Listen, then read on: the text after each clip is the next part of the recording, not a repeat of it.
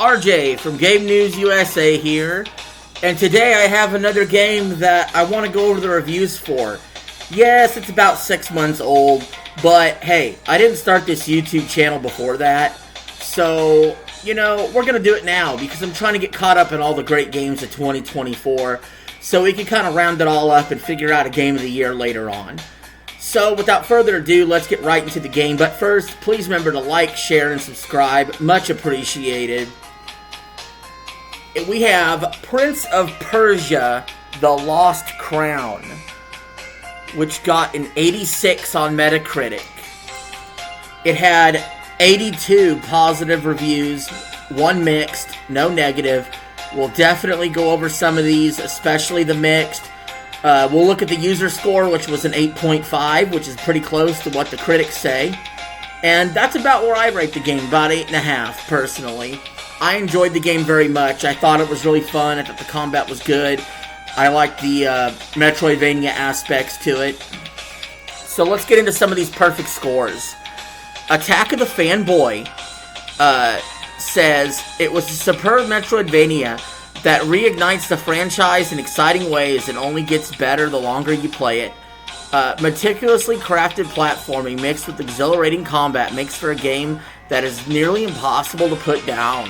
Wow, high praise from Attack of the Fanboy. I'll say that I never really played the older Prince of Persia games. They didn't really appeal to me so much. This one does. I absolutely want to see more of this style, whether it's Prince of Persia or another franchise that Ubisoft would like to resurrect in this format. Let's look at Dextero with a perfect score, saying the game was an absolute triumph, charting the future of this fallen franchise. Here's hoping it finds its audience because it would be a tragedy to have something this good lost to time once again. I think it's found its audience. I think we'll see more of it. Eurogamer Portugal with the perfect score, and that's actually it for the perfect scores after this, which is surprising because the game is highly reviewed. But perfect score, Eurogamer Portugal, saying, a superb Metroidvania, amazingly balanced. It can conquer newcomers and leave a sweet taste in the mouth of those who really love these kinds of labyrinths with platforms, actions, abilities, and puzzles. PSX Brazil says that The Lost Crown was an excellent Metroidvania and should certainly be remembered among the best of the genre, giving it a 95 out of 100.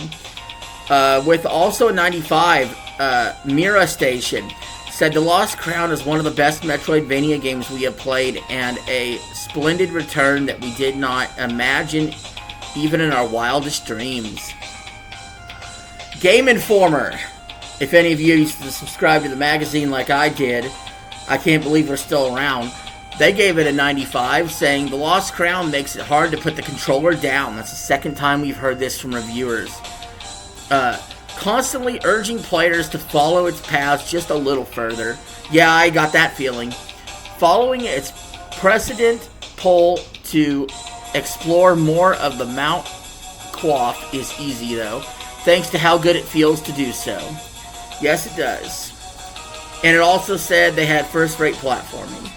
Alright, that's it for the 95s. There's plenty of 95s there, but let's look at other review scores. 94, a weird score, but Area Jungos says The Lost Crown is not only the first major video game of 2024, but it's also one of the best Metroidvanias of recent years.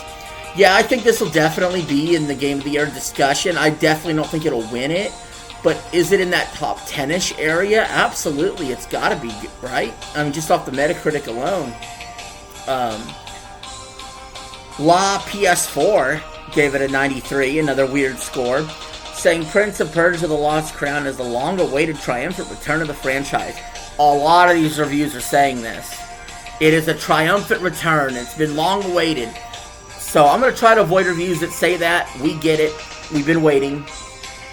Power Unlimited, given a 92, said it's difficult to put the controller down. That's the third time we've heard this, where these reviewers say they're having a hard time putting the controller down. I think that should be true of a lot of games that are good, right? but this one in particular, it says it a lot in these reviews. CD Action with a 90, saying, the latest Prince of Persia is a well-designed, masterfully executed game with smooth and satisfying gameplay, challenging platforming elements, demanding boss fights, and a combat system that offers a lot of possibilities. Yes, it does. Like I said, the combat's one of the best things about the game. Really is. And those bosses are challenging.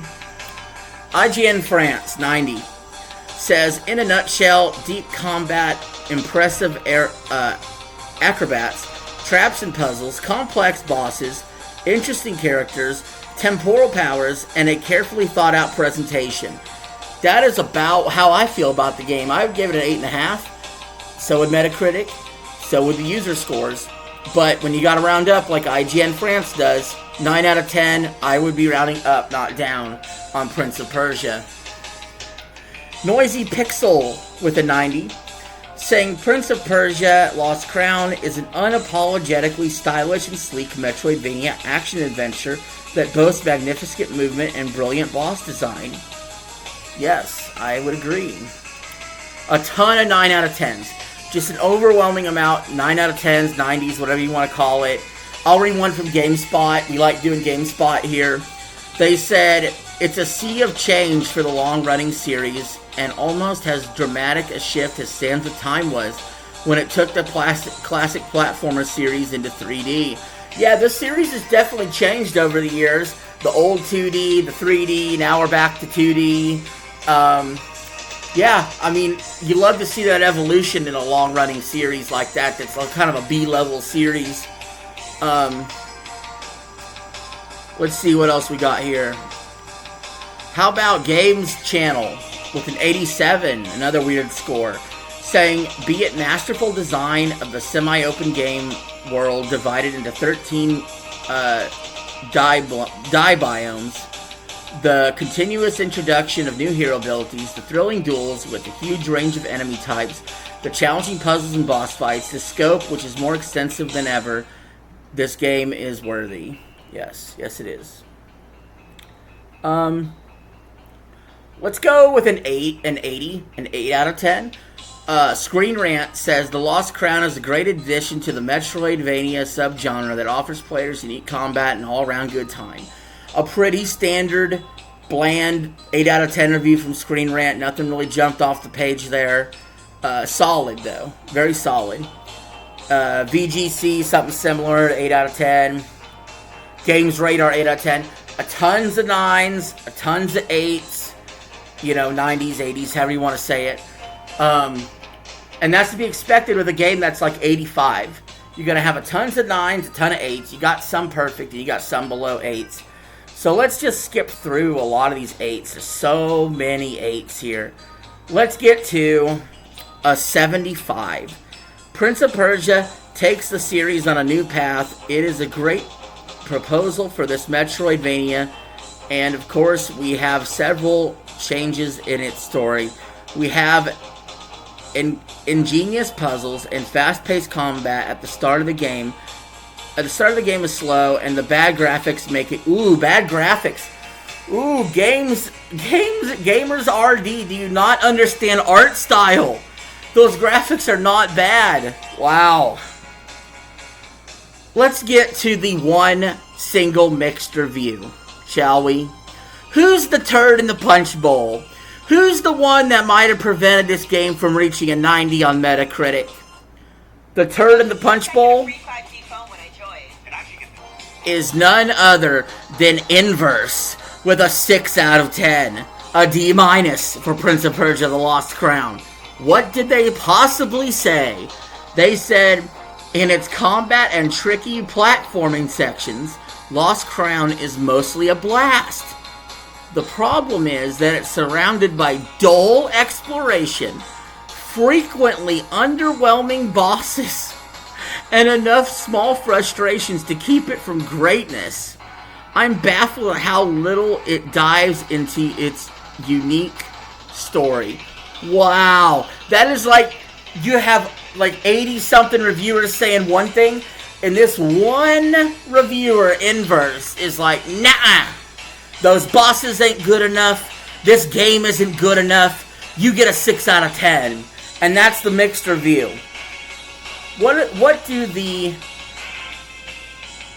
user scores say? Let's go through a couple of those before we get out of here, shall we?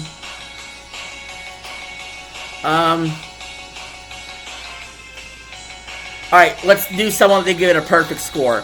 Japras with a 10 out of 10, saying something that's not in English, so we'll skip it. Let's just go with the worst user review that I see on here, just right on the front page, by Lockdown7, giving it a 4 out of 10. Wasn't the game I expected to play compared to all the other Prince of Persia games played for a while. You know, the game is different. I just credit it with evolving. But there is some truth to the fact that if you like the 3D Prince of Persia games, this is not the game for you. If you do not like this style of game, if you don't like Metroidvanias, you will not like this game. And so, I think overall this Metacritic score is about right. It's about dead on for me. 86 with a user review of 8.5. Guys, I urge you, get Prince of Persia The Lost Crown. It's probably on sale by now, since I've done this video so late. And with that, I'm ending the video. Don't forget to comment down below. Let me know if you played Prince of Persia The Lost Crown. And anyway, I'm out. Peace. Have a good one.